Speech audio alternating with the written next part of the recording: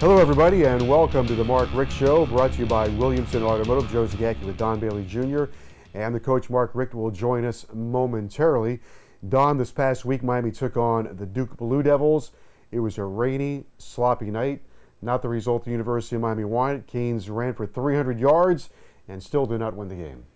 I don't know that we'll ever see that again as long as we keep doing these games, because whenever you normally dominate in the running game like Miami did offensively, especially with those kind of numbers, it helps your time of possession, and of course it just usually disintegrates the opponent's defense confidence down to nothing. So Miami's 300 yards unfortunately was accompanied by a couple fumbles by DJ Dallas. That hurt that effort and gave Duke some opportunity to make some plays.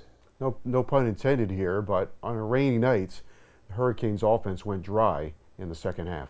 Yeah, it did, Joe. They struggled, but at the end you did see a spark. You know, you had Perry in the game and he was able to drive down, and I thought that we were in for another fantastic finish with Miami and Duke, and unfortunately a touchdown, which we anticipated was a touchdown, was nullified by offensive pass interference, so that put a bad ending to it. And then it was very, very close on the Hail Mary as well. I don't know if anybody could really see that, but it was Miami almost had another shot at it, which would have made the ending spectacular. The Canes have lost 3 games in a row, and people want to throw rocks at one position for the most part, try to find blame in one position. When you've lost 3 in a row, generally isn't one position. They've got a lot of different things to fix. Things are popping up. It might be, you know, you give up a touchdown in the first play of the game. You don't count on that. The punting game is not where it should be. Then you mentioned you have fumbles. So the reason they're struggling right now is because they're not getting winning plays. Well, Joe, you know, when Miami was at its best, and I've said this many, many times, and I'll continue to say it, is when there was the most competition on Green Tree. Everybody will always, all the former players, whether they were All-Americans or Hall of Famers or guys that worked on special teams, they all go back to Green Tree, and they said that was our toughest day at the office. It was never a game. It was the competition amongst each other on that practice field. And I think the thing that has been lost sight of is the fact that Miami doesn't have position competition like they had in the past, or like you need if you're going to be a championship team. And that daily competition forces each player to get better. And instead of practicing and go playing a game, you had 2 or 3 days of practice every week where your job was at jeopardy. Because if you didn't perform for those 2.5 hours on that practice field, or 2 hours on that practice field, coach would say, it's okay, come sit over here with me. And somebody new went in and they either did better and you lost your job, or it ignited a fire within you and you didn't let that happen again. So I think the competition's also got to be built up again. This week the Hurricanes will be on the road against Georgia Tech. It'll be their whiteout. 7 o'clock kickoff on Saturday night. But first, let's take a look back at Miami and Duke. Our highlights are brought to you by UHealth Sports Medicine Institute.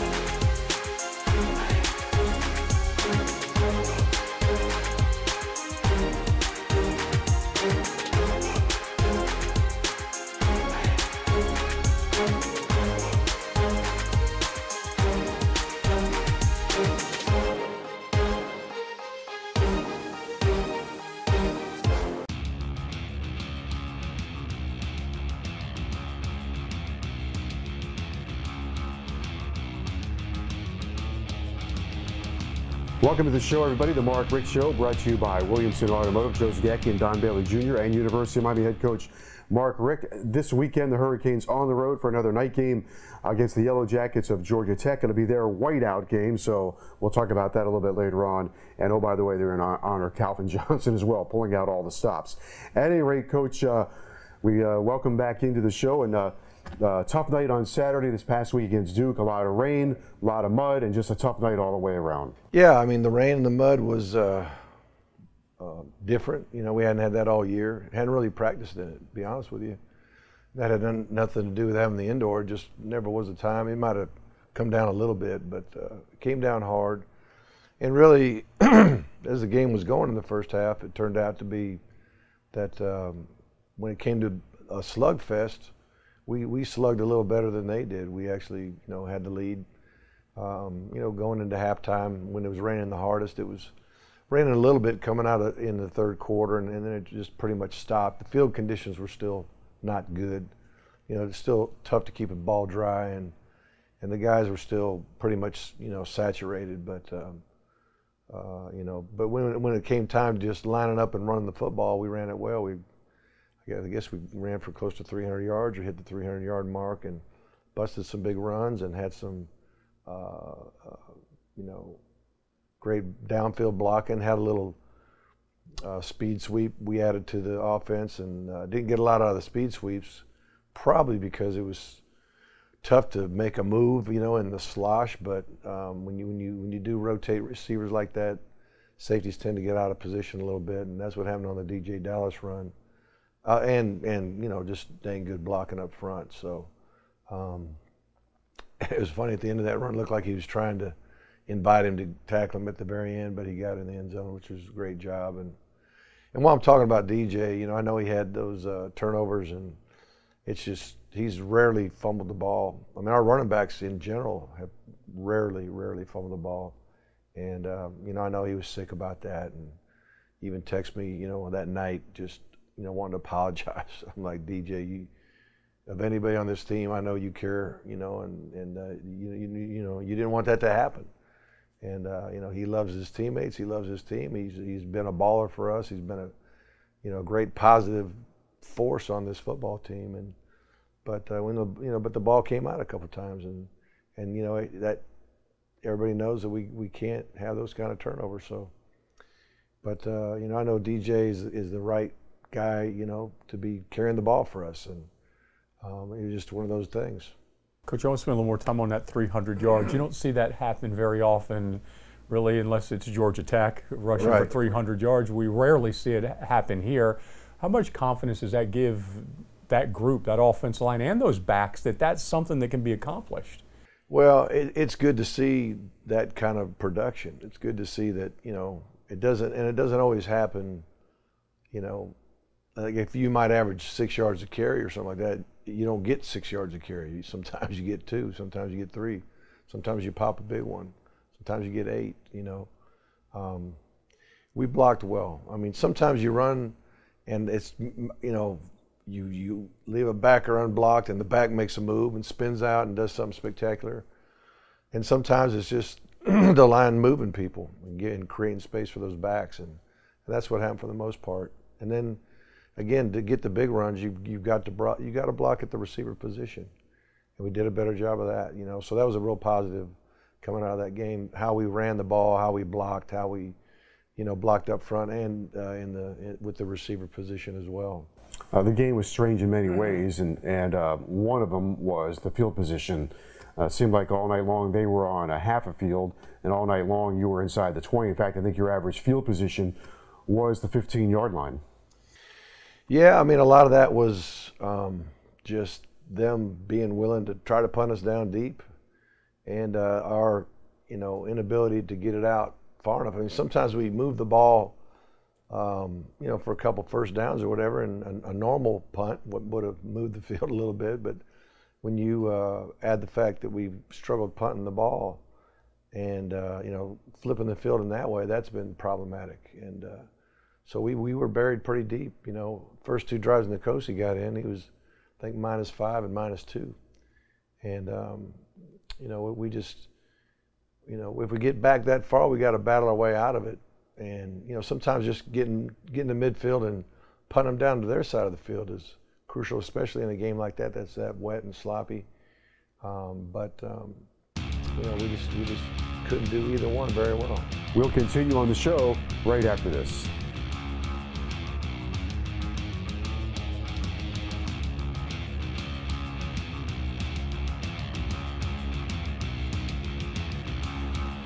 Welcome back to the show, brought to you by Williamson Automotive. Joe Zagacki, Don Bailey Jr., University of Miami head coach Mark Richt. It's Miami and Georgia Tech coming up this week from Atlanta, and that means a completely different defense, I guess, for you in terms of how you defend them and the option, and they're running like they always do. Well, you know, I was watching, the first time I started watching their defense, I was putting on the tape of one of their opponents, and the first drive of the game for the opponent was at the 7-minute and 14-second mark in the first quarter.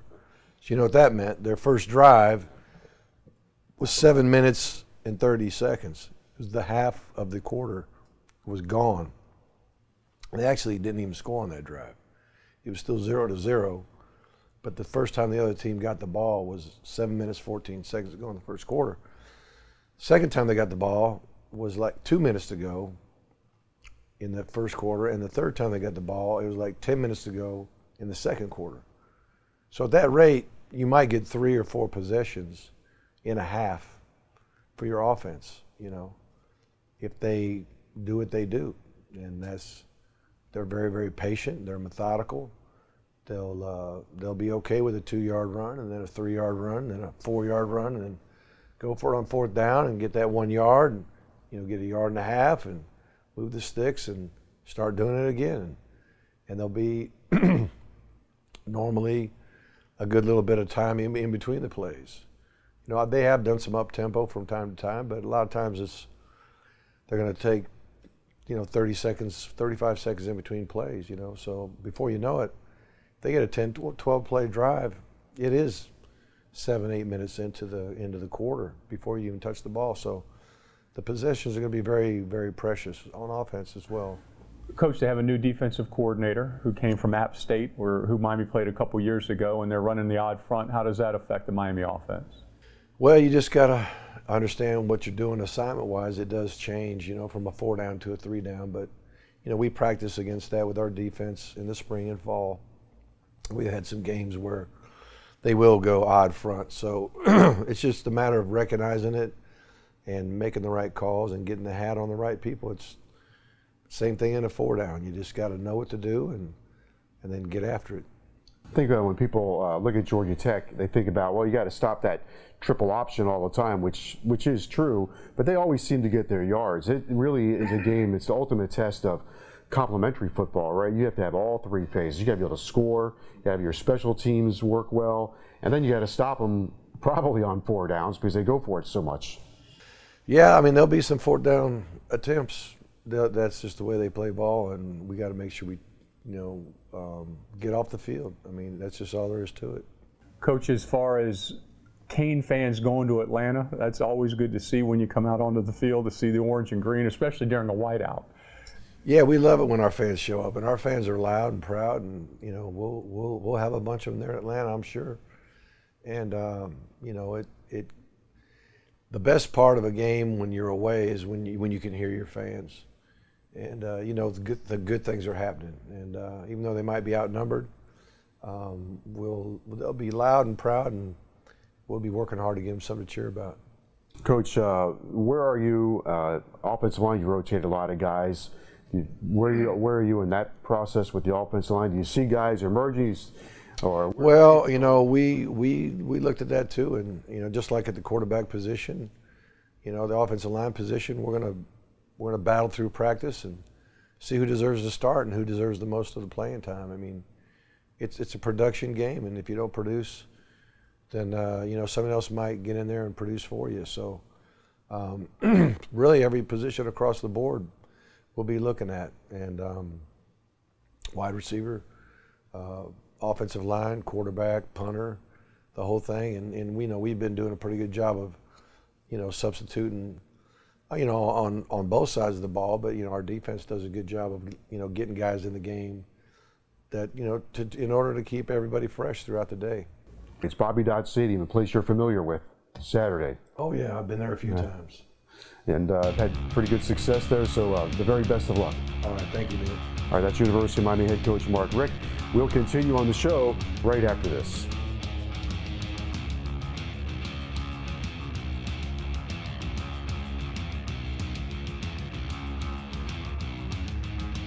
Back on the Mark Richt Show, brought to you by Williamson Automotive. Joe Zagacki, Don Bailey Jr., Miami and Georgia Tech on Saturday from Bobby Dodd Stadium. Love the stadium, love the atmosphere, hate the offense. Tough one for Miami to defend. Georgia Tech is coming off a game where they ran for 461 yards against North Carolina. So you look at this game in two ways. One, you've got to stop them, but you got to score. You got to find a way to score to keep pace with them, or try to put them behind the 8 ball. So it's pick your poison. Yeah, you hope you never have to punt in the game if you're the opposing offense. You look at Georgia Tech, and I get such a kick out of it. What I've seen from them, it's never changed under Paul Johnson. And when everybody in America wants these elaborate offenses with a million options and a million play calls and a million formations, they run 3 or 4 plays. And it's all about execution. It's all about offensively for Georgia Tech, making sure that their offensive line fires out on the foot from the ball, cuts as many people as they legally can, or cuts them however they can, and they just run the football and run the football and run the football. And they, as we know, they go forward on 4th down, and they trust their execution. And their coach doesn't have a play card. He just signals it in, and he gets very frustrated if there's a penalty. But if you're the defense, which Miami will be, you want to get them off schedule. They start scratching their head when it's 3rd and long. When they don't get their 3 or 4 yards on each down and you get them off pace, it really creates a problem for them. They've had 5 400-yard rushing games this year. Yeah, that's pretty impressive no matter what it is. And once again, Georgia Tech has always been in the top 3 or 4 in rushing the football. They're number 1 in the country right now. And that's what they do. That is their game. And they may take a shot. Now, I think there was a game a couple weeks ago where they completed 2 passes for about 150 yards. So they're going to take their shots as well. And they lull you to sleep, obviously, with their running game to take the big shot. All right, well, here's where Miami has to be careful. And Coach Richt will decide on who the quarterback is during the week. But Georgia Tech's defense has improved a little bit now. They've had some feast or famine situations where they've either been really good or really bad, but they are 14th in the nation with 12 interceptions, and they're 8th in the nation in turnovers gained with 20. When I was watching them, Joe, they've improved athletically, and I think part of the interceptions and the takeaways come from that. The back end of their defense is better than it's been in the past. They put pressure on you. They're an odd front, which is 3 down linemen, but they're always bringing 4 and sometimes 5, and they mix that up. So if you have quarterback pressure with a more athletic secondary, that's going to help Georgia Tech get to those better numbers than they've had in the past in the takeaway category. And they've moved in the direction of the backup quarterback Tobias Oliver, who Miami recruited as a running back, but he has been fabulous for them. Well, he still is a running back. He just happens to take a snap or a direct snap. It's really almost a wildcat from under center, because he's going to carry the football as much as anybody, and you can see why Miami recruited him and other people recruited him as a back, because he'd help Miami today. He's a guy that's got great speed and balance. He's able to stop on a dime and restart. And for him to be put in at quarterback, that tells you what kind of athlete he is and how smart he is, because now he's got to not only use his own skills to move the football, but he's got to pitch the ball off or hand it off as well. All right, Miami and Georgia Tech coming up on Saturday night at 7 o'clock from Bobby Dodd Stadium in Atlanta. For Don Bailey Jr. and University of Miami head coach Mark Richt, I'm Joe Zagacki. We'll see you next time right here on The Mark Richt Show.